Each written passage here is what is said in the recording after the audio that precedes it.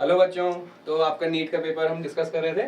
तो चलिए question number 11 को देखते हैं। अभी तक हमने क्वेश्चन नंबर 10 डिस्कस कर लिया था। क्वेश्चन नंबर 11 देखते हैं क्या कह रहा है। The ratio of the distance travelled by a freely falling body in the first second and fourth second हम कैसे निकालते हैं। अगर आपको ये बेसिक क्लास का क्वेश्चन है, इसका रेशियो 1:3:5:7 आता है। अगर आपको डायरेक्टली याद हो तो इसको कैसे निकालते हैं। फर्स्ट सेकंड में कितना चलेगा, हाफ जी 1 का स्क्वायर, तो 1 आ जाएगा।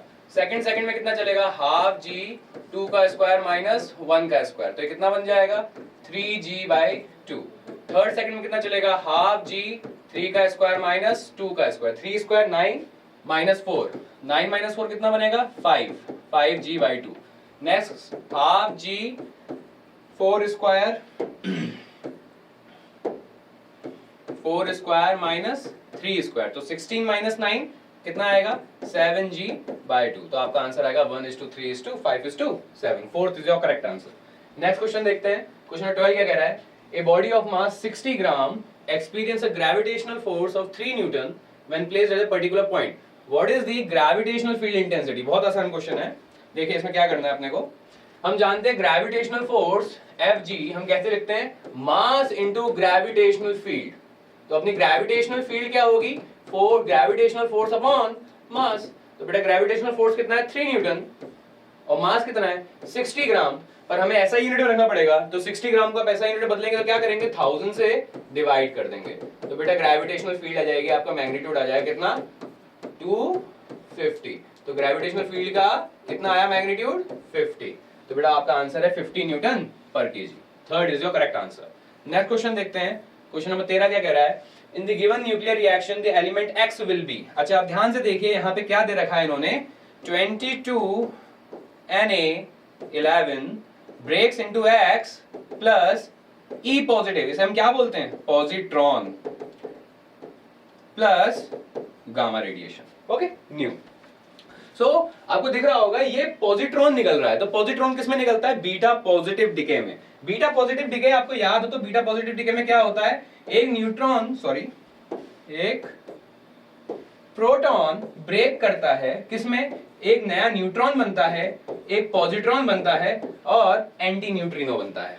ठीक है बेटा, तो अपने पास ये पॉजिट्रॉन मिलता है। अच्छा अगर न्यूट्रॉन ब्रेक कर रहा है तो हम जानते हैं कि मास नंबर क्या करेगा, मास नंबर में क्या फर्क आएगा।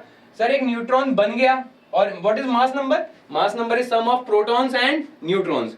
एक नया न्यूट्रॉन आ गया और एक प्रोटॉन कम हो गया, एक न्यूट्रॉन बढ़ गया और एक प्रोटॉन कम हो गया, तो यानी कि +1 और -1 होगा, क्योंकि प्रोटॉन में -1 करेंगे और न्यूट्रॉन में +1 करेंगे, तो यानी कि मास नंबर में no change, mass number remain same रहेगा। और अगर एटॉमिक नंबर की बात करें तो एटॉमिक नंबर क्या होता है, नंबर ऑफ प्रोटॉन्स। तो प्रोटॉन तो एक कम हुआ ना, क्योंकि प्रोटॉन एक टूट गया, तो यानी कि एटॉमिक नंबर में क्या हो जाएगा -1। तो अपने पास जो x आएगा उसमें एटॉमिक नंबर है -1 कर देंगे तो 11 - 1 हमको 10 देगा और मास नंबर में कोई फर्क नहीं आएगा, वो 22 ही रहेगा। तो आप क्वेश्चन ऑप्शन नंबर 10 देखेंगे तो neon 1022 is your correct answer. चलिए नेक्स्ट देखते हैं। If a soap bubble expands then the pressure inside the bubble. अच्छा अगर हमारा सोप बबल एक्सपेंड करता है, हमारे पास क्या आता है, मैं इसको जरा रब कर देता हूं। सोप बबल के अंदर अगर हम याद हो आपको एक्सिस प्रेशर क्या होता है 4 σ/r।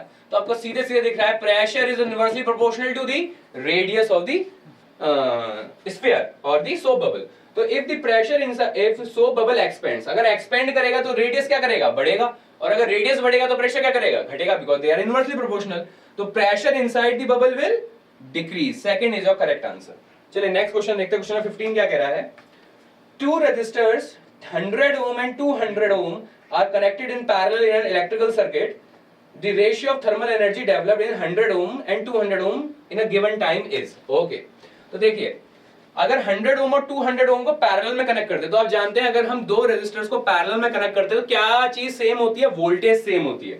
तो अगर वोल्टेज हम कैसे लिखते हैं ओम्स लॉ से, V = IR। तो मैं क्या लिख सकता हूं I1 × 100 ohm = I2 × 200 ohm। मैं ऐसा क्यों कर रहा हूं, इससे कि मुझे I1 और I2 की वैल्यू नहीं चाहिए, मुझे I1 और I2 का रेशियो चाहिए। रेशियो मुझे क्या मिल जाएगा 200/100, तो that will come out to be 2। Okay अब मुझे क्या कह रहा है वो, what is the ratio of the energy developed, what is energy developed, I square R T in a given time. तो मुझे इसका रेशियो लेना, I one square R one T into I two square R two T. तो देखिए same time में हो रहा है तो टी से टी कट जाएगा, time will cut out of the equation. अच्छा, I one upon I two का रेशियो आप निकाल चुके हो, I one upon I two कितना है आपका 2, तो I one upon I two का स्क्वायर का कितना हो जाएगा 2 स्क्वायर, और R one upon R two मतलब 100 अपॉन 200। तो बेटा ये कट जाएगा और 2 से एक 2 कट जाएगा, तो अपने पास क्या आ जाएगा 2:1। तो इसका करेक्ट आंसर क्या है, third option is your correct answer. Next question देखते हैं 16, क्वेश्चन नंबर 16 में क्या कह रहा है बच्चों, to hollow conducting spheres R1 and R2 such that R1 is greater than R2 have equal charges। Okay, बहुत बढ़िया बात है। अगर इनका सेम चार्ज है, इन पे सेम चार्जेस हैं, तो अगर मैं अभी किसकी बात कर रहा है, पोटेंशियल की। अब आप जानते हैं अगर स्फेरिकल बॉडी है और स्फेरिकल बॉडी के अगर उसके लिए मुझे क्या लिखना है, अपना पोटेंशियल लिखना है, तो पोटेंशियल क्या होता है KQ/R। तो यानी कि हम देख पा रहे हैं क्योंकि चार्ज सेम है, चार्ज सेम, तो हमें चार्ज से कोई फर्क नहीं पड़ रहा, तो रेडियस पे डिपेंड कर रहा है, potential is inversely proportional to radius. तो अगर R1 बड़ा है किससे, R2 से, तो यानी कि V1 छोटा होगा किससे, V2 से, तो यानी कि V2 यानी कि कौन, स्मॉलर स्फीयर पे पोटेंशियल ज्यादा है, तो यानी कि potential would be more on the smaller sphere. Third is your correct answer. Next question देखते हैं, नेक्स्ट क्वेश्चन में क्या कर रहा है, angular speed of a flywheel moving with uniform acceleration changes from 1200 rpm to 3120 rpm in 16 seconds। The angular acceleration, अब देखिए angular acceleration पूछ रहा है, तो what is angular acceleration, change in angular velocity upon time taken. तो what is change in angular velocity, देखिए 3120 RPM से change हुई, कहां से चेंज हुई थी, 1200 पे, तो इतना चेंज हुआ, पर ये आरपीएम में दे रखा है, अपने को निकालना पड़ेगा रेडियंस पर सेकंड में। तो आरपीएम को रेडियन पर सेकंड बदलने के लिए क्या करते हैं, आरपीएम क्या होता है, रिवॉल्यूशन। एक रिवॉल्यूशन में आप कितना सर्किल घूमते हो, 1 फुल सर्किल, यानी कि 360 डिग्री। 360 डिग्री मतलब 2 पाई रेडियंस, और आरपीएम रिवॉल्यूशंस पर मिनट, एक मिनट में कितने सेकंड, 60 सेकंड्स। तो this is your change in angular velocity, और ये एंगुलर वेलोसिटी में चेंज कितनी देर में हुआ है बेटा, 16 सेकंड्स में। तो हम इसे डिवाइड कर देंगे इससे 16 से, तो बेटा देखिए कितना आएगा, आप इसको माइनस करेंगे तो कितना आएगा, 0 2 11 9 and 2 minus 1 ये into 2 pi upon 16 into 60। Okay, अब इसको कैंसिल करते हैं, मेरे ख्याल से ये आएगा 16 1 16 and we will get 16 32, 16 2 32 120, 16 ये काट देगा, 16 2 12 बन जाएगा, 2 into 2 4 पाई रेडियंस पर सेकेंड स्क्वायर। सो इसका आंसर है 4 पाई रेडियन पर सेकेंड स्क्वायर। 17 का आंसर है 3। चलिए आगे देखते हैं, आगे क्या कह रहा है 18 क्वेश्चन में, when light propagates through a material medium और relative permittivity is epsilon r and relative permeability mu naught r, okay, then the velocity of light v is given by, where c is the speed of light in vacuum। अब देखिए, अगर ये देखिए direct formula based question पूछा, मुझे एक question ऐसा नहीं मिला जिसमें मुझे दिमाग लगाना पड़ा हो। अगर बस मैंने क्या याद करे हो, जो हमारे टीचरों ने, जो मैंने अपने बच्चों से फॉर्मूले बोले थे कि बेटा ये बेसिक फॉर्मूले इनको याद कर लेना, सारे क्वेश्चन आपसे बनते हुए दिखाई देंगे। मैंने आपको सिखाया था कि अगर किसी मीडियम की एप्सिलॉन r और म्यू r दे रखी है, तो हम रिफ्रैक्टिव इंडेक्स को निकाल सकते हैं कैसे, under root of epsilon r into mu r। Okay, now what he is asking, he is asking about velocity of light. So velocity of light is given as velocity, refractive index is given as speed of light in vacuum upon speed of light in medium, c upon v। और हमारा mu किसके बराबर है, under root epsilon r mu r is equal to c upon v। तो speed of light in medium क्या हो जाएगी, speed of light in vacuum upon under root mu r epsilon r। तो बेटा इसका आंसर क्या है, first option is your correct answer. 18 का आंसर होगा 1। चलिए नेक्स्ट क्वेश्चन देखते हैं, 19 में क्या कह रहा है, A long solenoid of radius 1 mm, ठीक है, 100 टर्न्स पर, देखिए लॉन्ग सोलेनॉइड बोल दिया तो वैसे ही मेरे दिमाग में क्या आ जाता है, लॉन्ग सोलेनॉइड के मैग्नेटिक फील्ड हम कैसे लिखते हैं, mu naught n into I। Number of turns पर यूनिट लेंथ दे रखा है, कितना है, 100 टर्न्स पर mm। सर इसमें गड़बड़ है, मुझे गड़बड़ दिखाई देगी क्या, ये mm में दे रखा है, मुझे मीटर में चाहिए था। चलिए करंट दे रखा है कितना, 1 एम्पियर सोलेनॉइड में, तो मेरे से क्या पूछ रहा है, magnetic field at the centre. Sir formula ये लगेगा, सर ये रेडियस, ये फालतू का डेटा है, इसका कोई जरूरत नहीं था। म्यू नॉट की वैल्यू आप जानते होंगे, म्यू नॉट अपॉन 4 पाई की वैल्यू कितनी होती है? Mu naught upon 4 pi is equal to 10 raised power -7। तो म्यू नॉट की वैल्यू कितनी होगी? 4 pi into 10 raised power -7। Number of turns कितने हैं? 100 टर्न्स। सर ये 100 टर्न्स पर mm है। सर mm को आपको मीटर में बदलना पड़ेगा। सर 1 mm को मीटर बदलने के लिए क्या करते हैं? 1000 से डिवाइड कर देते हैं। तो डिवाइड करेंगे तो 1000 ऊपर आ जाएगा। और सर करंट कितना है? 1 एम्पियर। तो बेटा आपको सीधा सीधा आंसर दिखाई देगा, 4 पाई 3.14 लेंगे इंटू 10 रेज़्ड पावर -7 बनेगा यहाँ पे, और यहाँ पे बन जाएगा 3 और 2 5, 10 की पावर 5। अब अभी से मल्टीप्लाई करेंगे तो आपको देखिए कितना मिलेगा, 4 3 12, ये बन जाएगा 12.56 इंटू 10 रेज़्ड पावर -2। तो देखिए ऑप्शन आपको ऑप्शन नंबर 3 दे रखा है, तो इसका आंसर क्या होगा? 19 का third option, 12.56 into 10 raised power -2। Question number 20 पढ़ते हैं। चलिए एक बार मैं इसको जरा क्लियर कर देता हूं।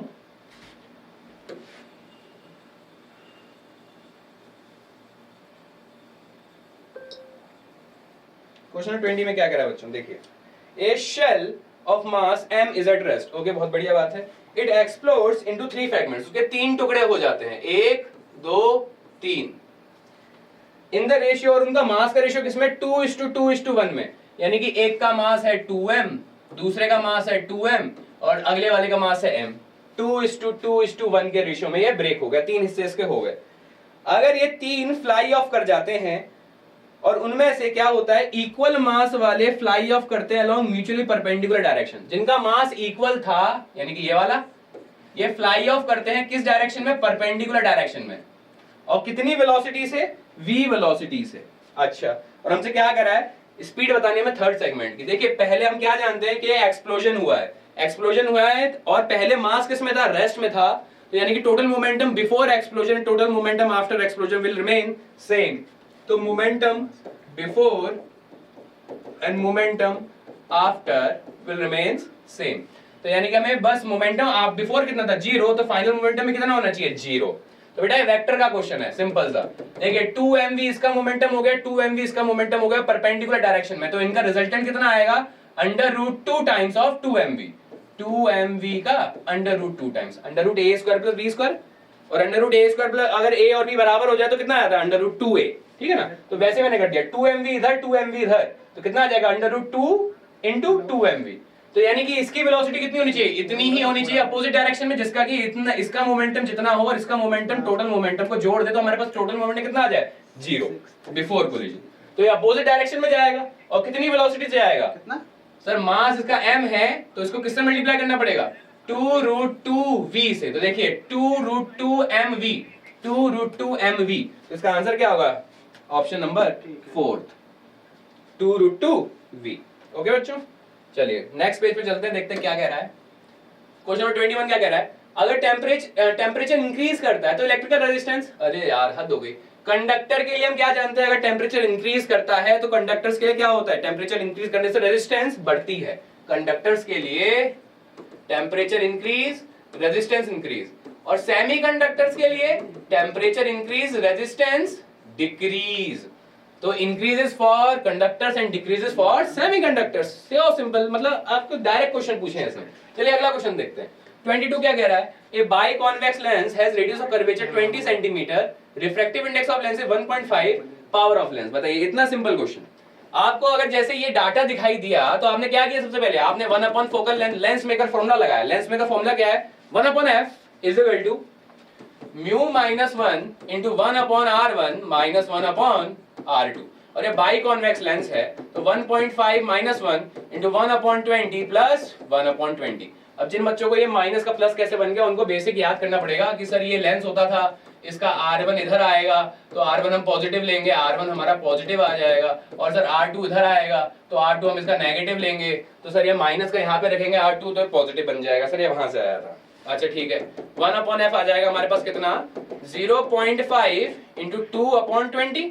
अब इस पॉइंट को आप नीचे कर दीजिए, 5 2 जा बन जाएगा और 2 2 जा बन जाएगा, तो फोकल लेंथ कितनी आ गई आपके पास? 1/20 centimetre. But he is not interested in focal length, he is interested in asking power. ये आपसे पावर पूछ रहा है। तो पावर क्या होती है सर? पावर भी 1/f होती है, बस हमें फोकल लेंथ किस में लेनी होती है? मीटर में लेनी होती है। सर हमने सेंटीमीटर में है, इसको मीटर बनाने के लिए हम क्या करेंगे? 100 से मल्टीप्लाई कर देंगे।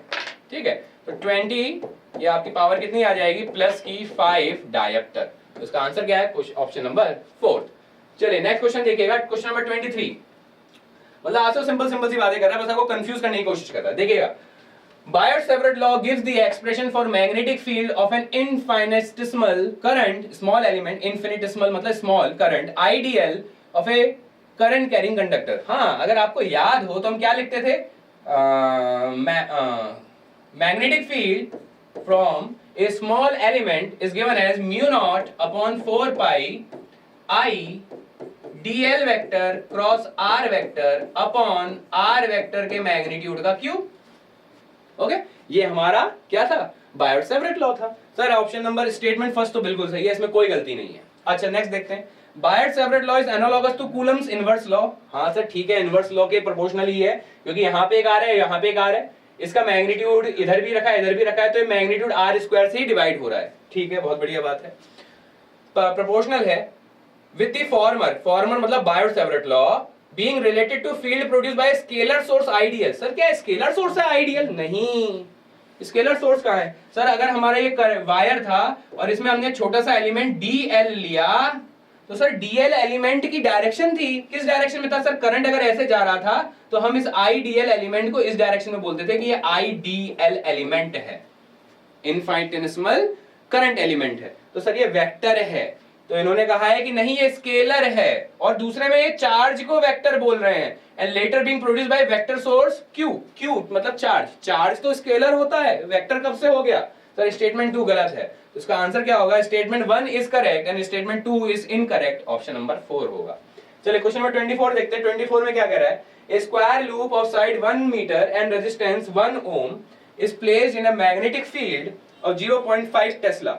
If the plane of the loop is perpendicular to the direction of magnetic field, the magnetic flux। अरे इतना सिंपल क्वेश्चन, मैग्नेटिक फ्लक्स क्या होता है? मैग्नेटिक फ्लक्स होता है b vector dot a vector, b vector dot a vector. Square loop है, इसका area कितना है? 1 मीटर स्क्वायर। रेजिस्टेंस हमें फालतू का डेटा दे रखा है कंफ्यूज करने के लिए। मैग्नेटिक फील्ड कितनी है? 0.5 टेस्ला। अगर plane of loop is perpendicular to direction of magnetic field, यानी कि लूप ऐसे है, मैग्नेटिक फील्ड ऐसे है, loop is perpendicular to magnetic field, तो यानी कि लूप का वेक्टर क्या कहते हैं? आवाज नहीं आ रही होगी,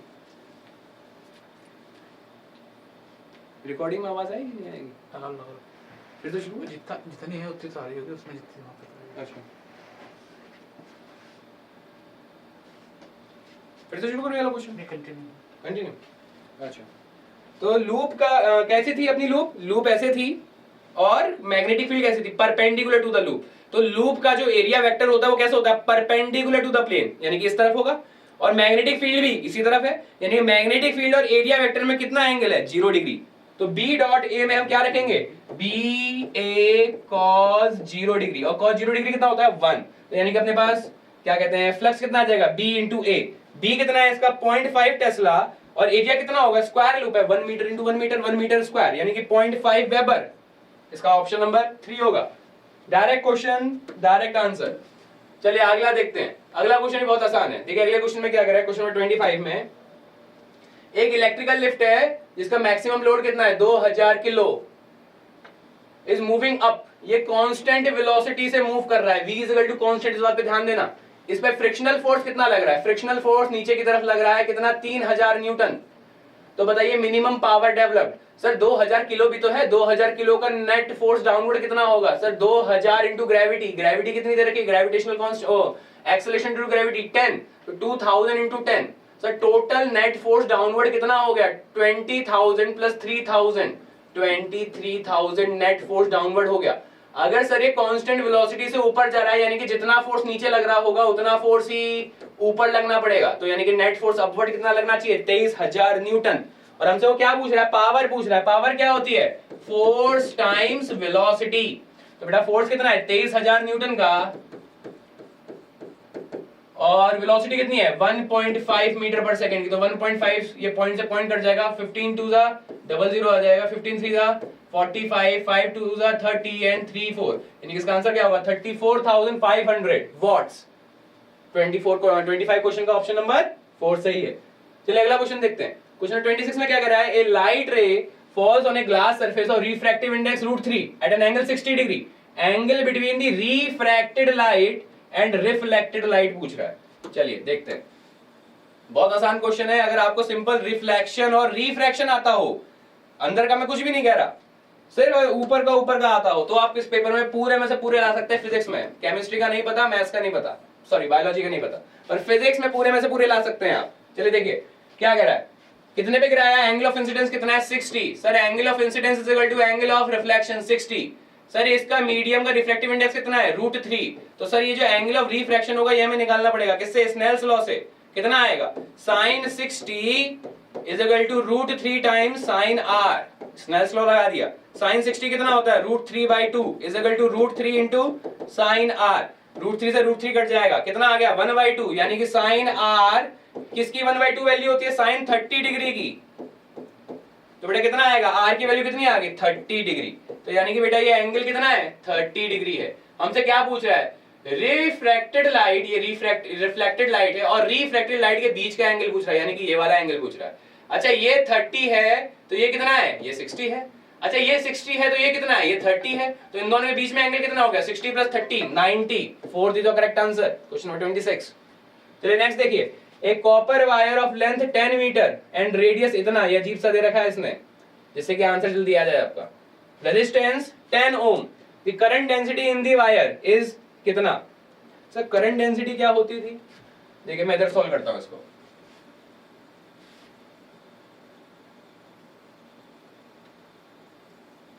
देखिए सर करंट डेंसिटी क्या होती थी, जे वेक्टर लिखते थे हम कुछ, सर I/A।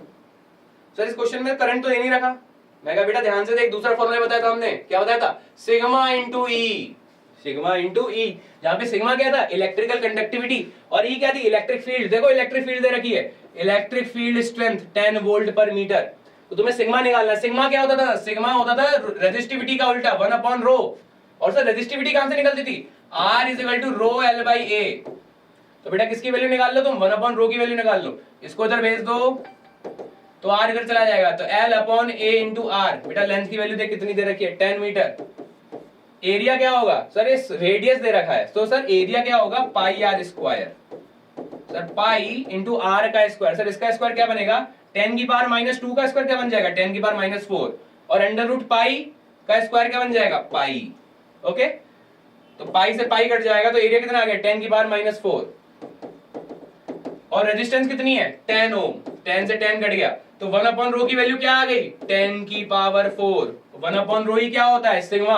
यहाँ पे वैल्यू पुट कर दो, 10 की पावर 4 सिग्मा है, और इलेक्ट्रिक फील्ड की स्ट्रेंथ कितनी है 10, तो बेटा कितना आ जाएगा 10 की पावर 5।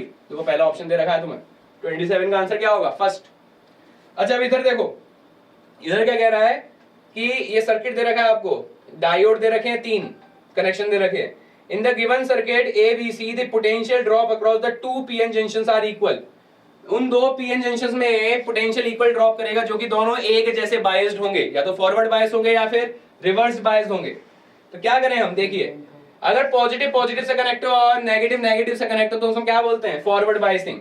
देखिए यहाँ पे पॉजिटिव बैटरी का टर्मिनल, यहाँ पे पॉजिटिव, ये नेगेटिव, ये पॉजिटिव ये नेगेटिव, सर दोनों फॉरवर्ड फॉरवर्ड बायस हैं। बहुत बढ़िया। इधर देखिए ये पॉजिटिव ये नेगेटिव, सर ये फॉरवर्ड बायस है, पर ये नेगेटिव पॉजिटिव से कनेक्ट है, ये सर रिवर्स्ड बायस है, यहाँ पे गड़बड़ हो गई। नेक्स्ट देखिए यहाँ पे ये पॉजिटिव ये नेगेटिव, सर ये फॉरवर्ड बायस है, ये भी पॉजिटिव और ये नेगेटिव से कनेक्ट है, ये भी फॉरवर्ड बायस है। सर ऑप्शन नंबर ए और ऑप्शन नंबर सी में 2 रेजिस्टर्स, 2 कैपेसिटर वो लगे हैं, डायोड्स लगे हैं, और वो दोनों के दोनों किसमें है, फॉरवर्ड फॉरवर्ड बायसिंग में है। सर इनके अक्रॉस सेम पोटेंशियल ड्रॉप आएगा, both circuits have A and सी।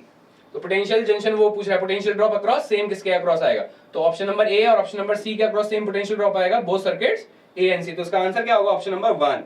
चलिए नेक्स्ट क्वेश्चन देखते हैं। If the initial tension on a stretched screen is doubled, then velocity, initial and final speeds in transfer wave का ratio पूछ रहा है। ये भी देखिए डायरेक्ट फॉर्मूला है, याद होगा आपको, हमने साउंड में पढ़ा था कि अगर एक स्ट्रेच्ड स्ट्रिंग में हमें वेलोसिटी ऑफ वेव निकालनी हो तो उसे हम किस फॉर्मूले से निकालते हैं, v is equal to under root t/μ।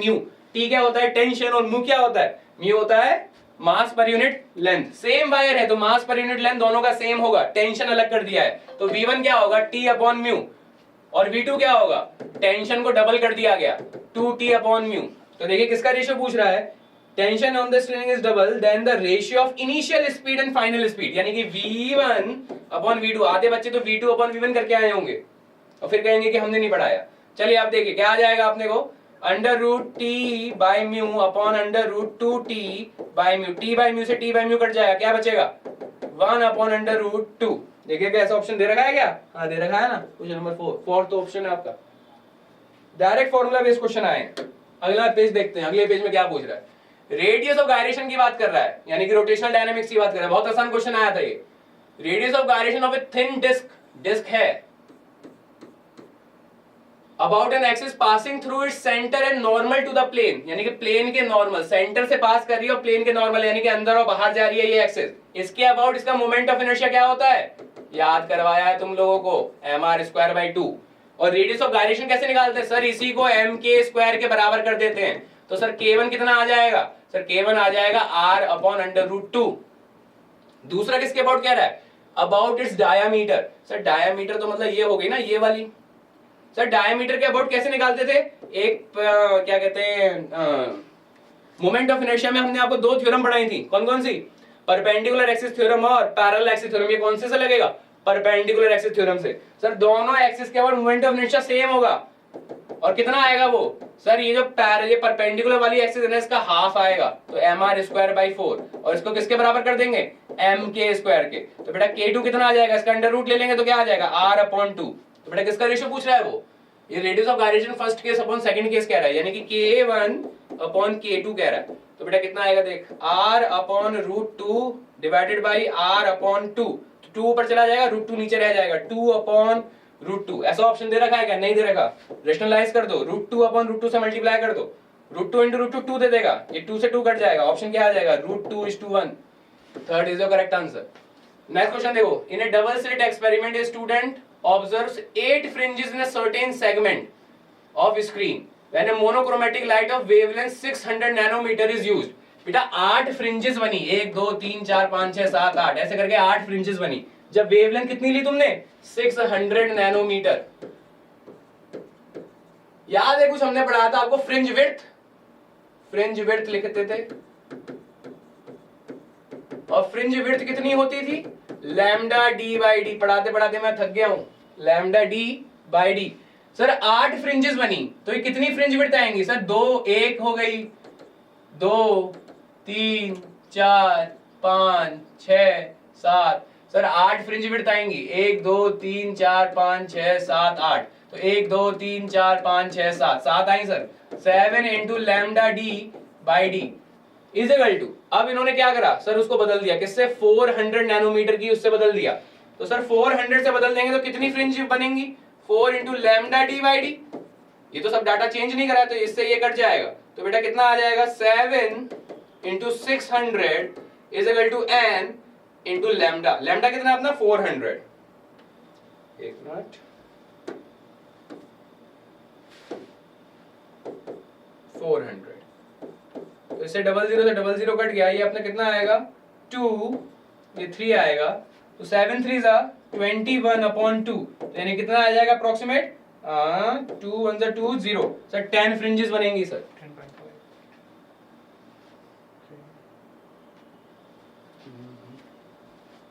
कितनी फ्रिंजेस बना रहा है ये, 1 2 3 सेंट्रल फ्रिंज हो गई, 1 2 3 4 5 6 7 8। सेंट्रल ब्राइट फ्रिंज को नहीं गिनते हैं, 7 की जगह 8 आएगा, 8 आएगा, तो 4 बनेगा, 4 2 तो 6 2 12 12 आएगा।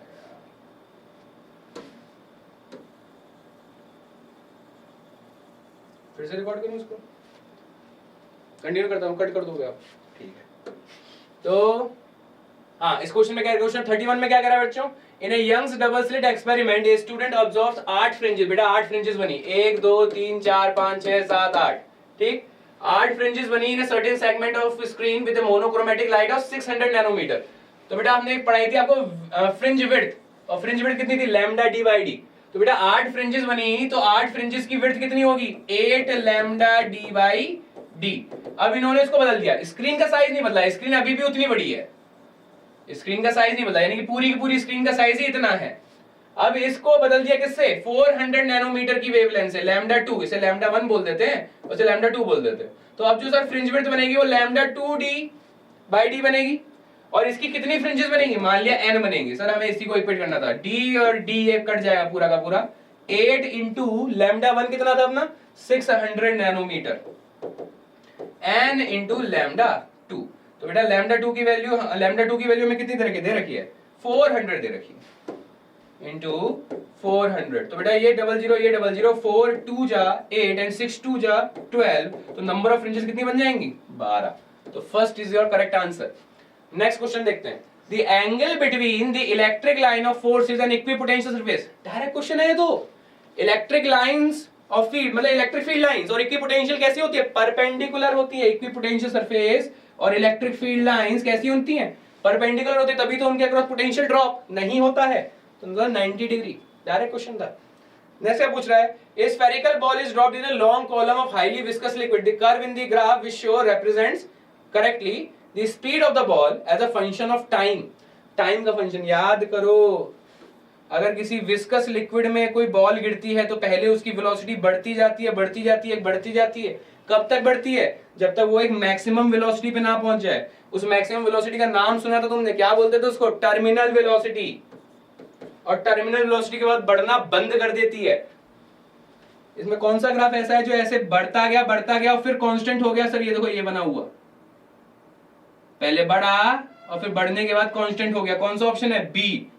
तो इसका करेक्ट आंसर क्या है? थर्ड। चलिए अगला क्वेश्चन देखिए, late T1 and T2 be the energy of an electron in the first and second excited states of hydrogen atom respectively according to the Bohr model of an atom the ratio of T1 and T2। हद हो गई, इतने आसान question. आपने अगर energy का formula याद कराओ, कोई फॉर्मूला याद नहीं कराओ बोर मॉडल में, और सिर्फ मोस्ट इंपोर्टेंट फॉर्मूला था और सबसे आसान फॉर्मूला था एनर्जी का, वो याद कराओ। एनर्जी कैसे लिखते थे? माइनस की 13.6 Z² अपॉन n²। इसका रेशियो करने को कह रहा है वो।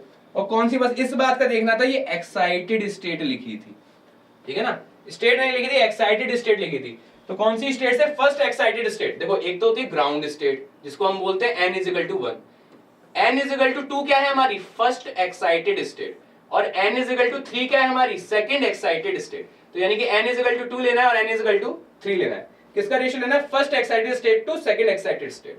तो बेटा रेशियो लेना है अपने को, तो रेशियो E1 अपॉन E2 क्या आ जाएगा? माइनस का 13.6, हाइड्रोजन एटम की बात कर रहा है, यानी कि 1 का स्क्वायर अपॉन 2 का स्क्वायर डिवाइडेड बाय माइनस का 13.6, 1 का स्क्वायर अपॉन 3 का स्क्वायर, माइनस 13.6 कट जाएगा, 3 का स्क्वायर ऊपर जाएगा, 2 का स्क्वायर नीचे रह जाएगा, तो आंसर क्या आएगा? 9/4। तो बेटा ऑप्शन क्या है इसका? First, 9:4 is the correct answer. Next question देखिए, the graph will show correctly the variation of de Broglie wavelength of a particle and its associated momentum।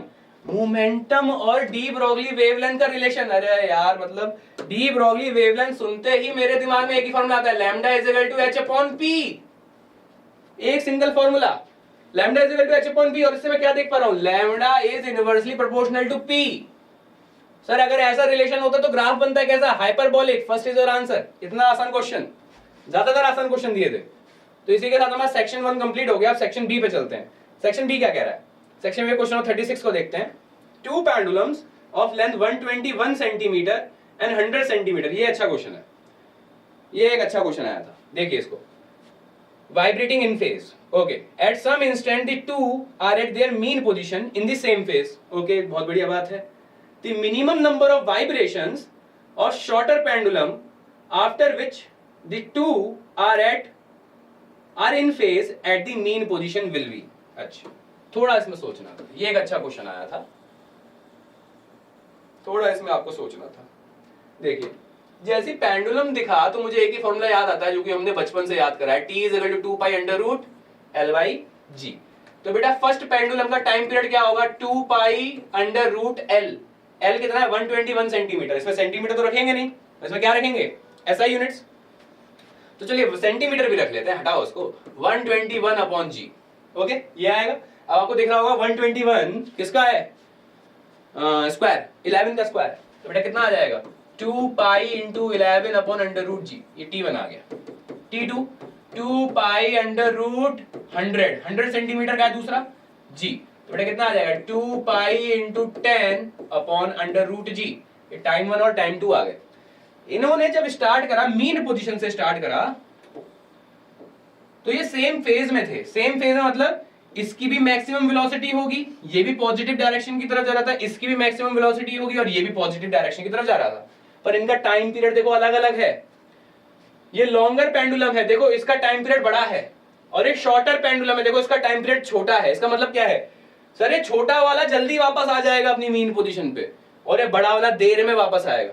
तो जब इन्होंने स्टार्ट तो करा था सेम फेज पे, सेम टाइम से, सेम वेलोसिटी पे, पर एक ऑसिलेशन के बाद ये अलग अलग टाइम पे पहुंचेंगे। इसका एक ऑसिलेशन जल्दी हो जाएगा, वापस जल्दी आ जाएगा, इसको देर लगेगी वापस आने में फिर से, तो सर ये आगे पीछे हो जाएंगे, इनमें क्या आ जाएगा, फेज डिफरेंस आ जाएगा।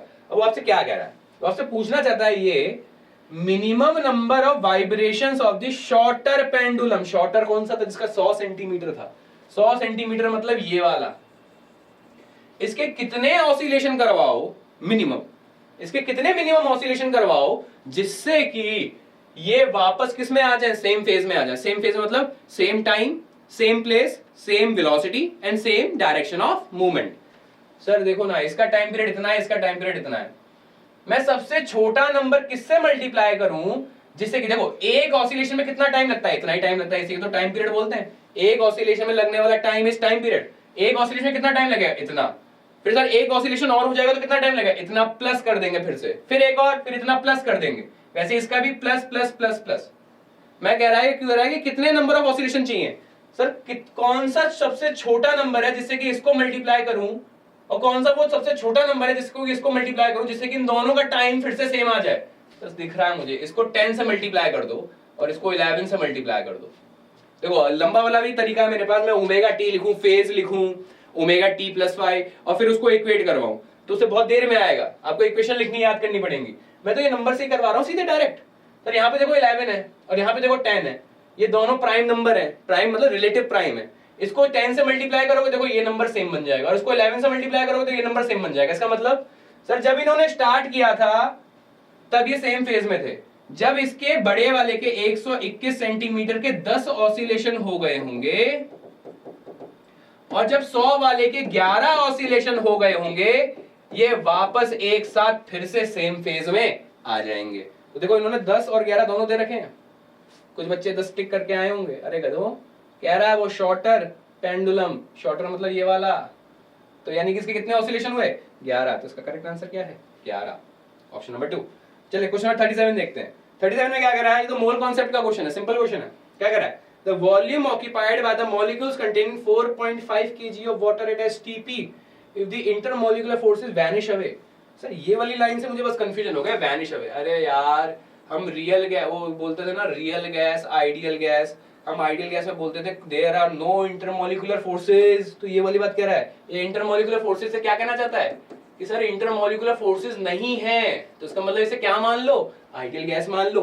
और आइडियल गैस मान लोगे तो तुम क्या लिख सकते हो एसटीपी पे, at STP all gases of 1 mole will occupy same volume which is equal to 22.4 litre. Chemistry में याद करवाते हैं, फिजिक्स में भी याद करवाते हैं। तो बेटा क्या आ जाएगा अपने पास, सर इसके नंबर ऑफ मोल्स निकाल दो। सर नंबर ऑफ मोल्स कैसे निकालोगे, 4.5 kg है सर, केजी किलोग्राम, 1 kg में कितने ग्राम 1000 ग्राम, तो 1000 से मल्टीप्लाई करना पड़ेगा। क्यों सर, किसका मॉलिक्यूल ले रहा है, वाटर का। वाटर का क्या होता है एटॉमिक मास या मोलर मास, H2O का एटॉमिक मास होता है 18 AMU और 1 मोल का 18 ग्राम, तो सर इसलिए आपको ग्राम में लेना पड़ा, इनटू 22.4 लीटर। पर सर ऑप्शन किस में दे रखे हैं, मीटर क्यूब में। सर 1 लीटर में कितने मीटर क्यूब, 10 की पावर -3, 10 की पावर -3, 10 की पावर +3 कट जाएगा, 18 9 2 जा 18 एंड जी 9 5 जा 45 पॉइंट आ जाएगा, और इसको आप मल्टीप्लाई करेंगे, डिवाइड करेंगे तो 11.2 आएगा। अब इसको मल्टीप्लाई कर लीजिए, 5 2 जा 10, 5 1 जा 5 प्लस 1 6, 5 1 जा 5, 1 पॉइंट यहाँ का 1 पॉइंट यहाँ का 5.6, बस मीटर क्यूब। 10 तो कट गया ना पूरा का पूरा, तो क्या है आपके पास 5.6 मीटर क्यूब। देखिएगा ऑप्शन दे रखा है क्या? हाँ, option number 1 is the correct answer. चलिए क्वेश्चन नंबर 38 देखते हैं। 38 में क्या कह रहा है? A nucleus of mass number 189 splits into 2 nuclei, ठीक है, 189 मास नंबर का न्यूक्लियस टूट जाता है किन में? दो में, 125 मास नंबर के और 64 मास नंबर के न्यूक्लियाई में, ठीक है। अच्छा, और हमसे क्या कह रहा है? रेशियो पता करने कह रहा है। देखो ये एक फॉर्मूला था जो बच्चे मतलब कम याद करते हैं या मेमोरी से भूल जाते हैं। ये रदरफोर्ड मॉडल में मैंने बताया होगा आपको, मैंने अपने बच्चों को तो बताता हूँ ना, अंडरलाइन भी करवा के लिखता हूँ, ठीक है ना, पर ज्यादातर बच्चे भूल जाते हैं, ठीक है ना। तो अपना रेडियस ऑफ न्यूक्लियस निकालने का एक फॉर्मूला था, R is equal to A naught into atomic number raised to the power 1/3। ये इस फॉर्मूले से होगा, अगर आपको याद हो तो। मैं तो अपने बच्चों को बताता हूँ। चलिए तो देखिएगा, अपने को रेडियस लेना है, यानी कि R1 अपॉन R2 लेना है। ये ए नॉट तो कांस्टेंट है, वो ऊपर नीचे दोनों से कट जाएगा, यानी कि A1 अपॉन A2 की पावर 1/3। देखना, देखो नंबर भी ऐसे दिए हैं, कहां गया? 125 क्या होता है? 5 का क्यूब, और 64 64 क्या होता है? 4 की पावर 3, और इसकी पावर में क्या है? 1/3। सर ये 3 कट जाएंगे, क्या बचेगा? 5/4। कहां गया ऑप्शन? 5/4, ऑप्शन नंबर 4, ठीक है। चलिए आगे चलते हैं, 39 देखते हैं। 39 में क्या कह रहा है? दिस स्ट्रेचिंग, देखिए ये वाला जो क्वेश्चन है, I am not sure about this, इसमें मुझे एक भी ऑप्शन सही नहीं लग रहा है। उसका रीजन है, देखिए क्या कह रहा है? Stretching of a spring is determined by the shear modulus of the material of the spring. Shear modulus, अरे हमने आपको बताया था कि F upon A is equal to Young's modulus into delta L by L। फिर हमने लिखा था F is equal to Y into A upon L into delta L, और फिर हमने बताया था F is equal to K into delta L। यही तो स्प्रिंग वाला फोर्स है, तो यानी कि यही जो स्प्रिंग कांस्टेंट होता था वो इसके बराबर होता था, K is equal to YA upon L, और ये Y क्या होता था? यंग्स मॉडुलस, ठीक, यंग्स मॉडुलस होता है ये। इन्होंने क्या दिया है? शियर मॉडुलस, ठीक है ना, तो इसलिए ये डाउटफुल है, ये वाला ऑप्शन भी डाउटफुल है। चलिए नेक्स्ट वाला रीजन देखते हैं, इसका रीजन क्या दे रहा है?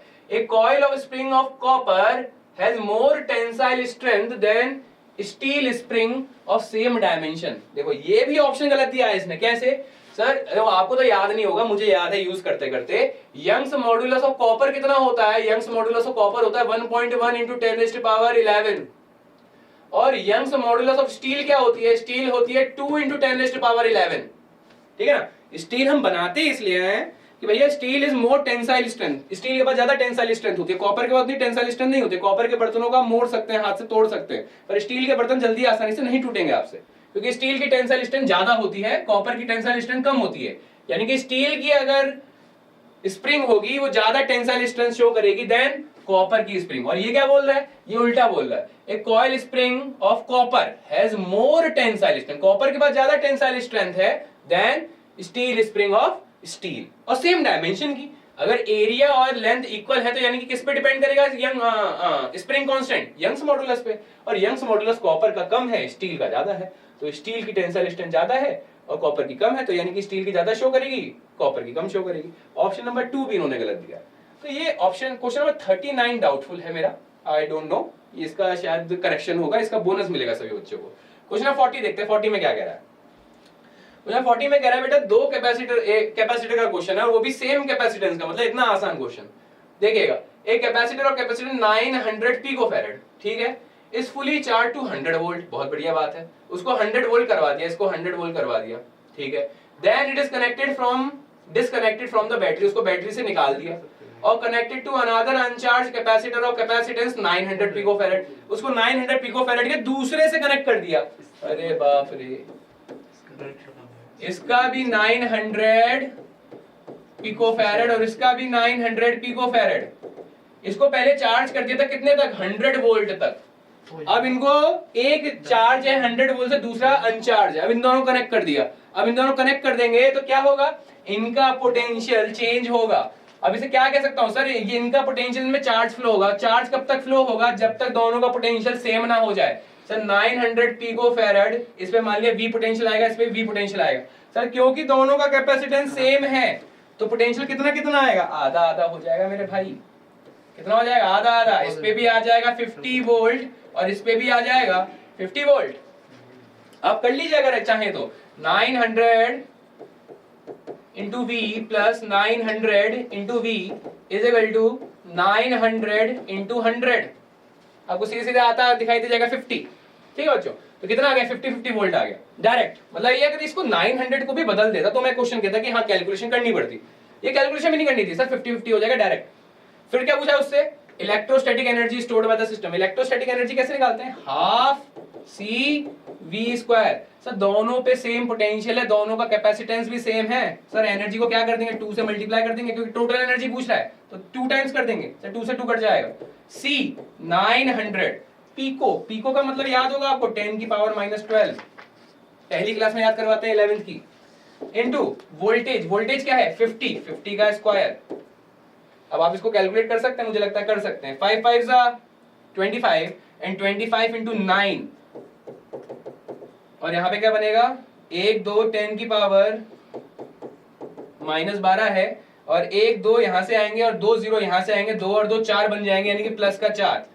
अब 25 इंटू 9 कर लीजिए, 25 इंटू 9 कितना आएगा, 9 5 45, 4 कैरी हो जाएगा, 9 2 18, 18 एंड 4 22, और 10 की पावर में कितना बचेगा -12 और +4 यानी कि -8।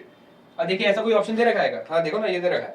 सर ये तो 10 की पावर -6 दे रखा है। अरे भैया इसको 10 को यहाँ यूटिलाइज कर लो ना, तो ये 2 पॉइंट यहाँ पे लगा दो, 2 पॉइंट यहाँ पे यूज कर लो, तो इसकी पावर में से 2 कम हो जाएंगी, 10 की पावर -6। तो ऑप्शन क्या है, fourth option is the correct answer.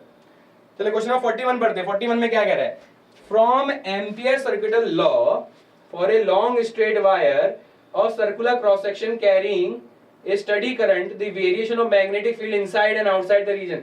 मतलब सीधे सीधे आपसे नोट्स पूछ लिए हैं उसने, आपके क्लास के नोट्स पूछे हैं।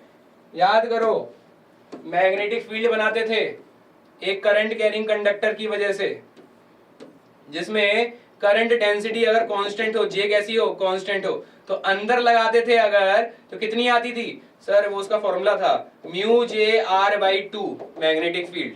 Sir magnetic field inside the wire was directly proportional to radius, directly proportional to radius. Sir जब हम यहाँ पे पहुंच जाते थे, कब तक वैलिड है, जब तक हम उसकी बाउंड्री पे नहीं पहुंचे, यानी कि आर तक नहीं पहुंचे। और सर जैसे ही आर के बाहर जाएंगे तो ये इनवर्सली प्रोपोर्शनल टू रेडियस हो जाएगी। ये तो नोट्स का क्वेश्चन है यार मेरे। तो इसका आंसर क्या है, linearly increasing function at a distance up to boundary and then decreasing with 1/r dependence from the outside region. Option number 4 इसका करेक्ट आंसर है। ये मतलब नोट्स के क्वेश्चन है, नोट्स में पढ़ाया गया है डायग्राम, और वो इन्होंने बस लैंग्वेज में पूछ लिया है। नोट्स का क्वेश्चन है ये, इससे आसान पेपर मुझे नहीं लगता हो सकता है। अभी तक 2 क्वेश्चन बढ़िया आए इसमें। ठीक है चलिए अगला देखते हैं क्वेश्चन क्या है। अगले क्वेश्चन में क्या कह रहा है, एरिया इन मीटर स्क्वायर। अब देखिए 55.3 इंटू 25 अगर आप करेंगे, एरिया पूछ रहा है आपसे रेक्टेंगल का। रेक्टेंगल का एरिया क्या होता है, लेंथ इंटू ब्रेथ। आपसे 55.3 इंटू 25 पूछ रहा है, आप इसको निकालेंगे तो 138.25 आएगा। बस यही पे इसने खेल कर दिया, इसने पूछ लिया करेक्ट सिग्निफिकेंट डिजिट्स तक। आपको सिग्निफिकेंट डिजिट्स का ध्यान देना है। मैंने कहा था आपसे कि आपकी किस्मत अगर अच्छी होगी तो सिग्निफिकेंट डिजिट्स का डायरेक्ट क्वेश्चन नहीं आएगा, और अगर किस्मत खराब होगी तो सिग्निफिकेंट डिजिट्स का क्वेश्चन आ जाएगा। इसलिए आपको याद करनी थी सिग्निफिकेंट डिजिट्स, जो शुरुआत में पढ़ाई जाती थी। तो उसमें 6 लॉ थे, 6 नियम थे सिग्निफिकेंट डिजिट्स निकालने के। तो उसमें से एक नियम था कि अगर आप मल्टीप्लाई करोगे या डिवाइड करोगे तो आप सिग्निफिकेंट डिजिट किसको देखोगे, सबसे बड़ी वाली सिग्निफिकेंट डिजिट को देखोगे। सर यहाँ पे सबसे बड़ी सिग्निफिकेंट डिजिट कौन है, ये है। इसमें 3 सिग्निफिकेंट डिजिट्स हैं, तो हमको अपने आंसर में कितनी सिग्निफिकेंट डिजिट देनी है, 3 सिग्निफिकेंट डिजिट देनी है। तो सर हम इसे क्या करें, पॉइंट बना देते हैं, इंटू 10 रेज़्ड टू पावर कितना, 2 पॉइंट लगा दिए तो 10 की पावर 2 आ जाएगा। और सर इसे राउंड ऑफ करना पड़ेगा, इन दोनों को हटाना पड़ेगा। सर 8 है, 8 से पहले कौन है 2। सर ये 5 से छोटा भी है और इवन भी है, तो इसमें एक बढ़ाना नहीं पड़ेगा हमें। सर ऐसा ऑप्शन दे रखा है क्या, हाँ दे रखा है ना। इस पॉइंट को हटा दो, यहाँ पे 10 कम कर दो, 138 into 10 is your answer, option number 2। चलिए अगला क्वेश्चन देखते हैं। अगले क्वेश्चन में क्या कह रहा है,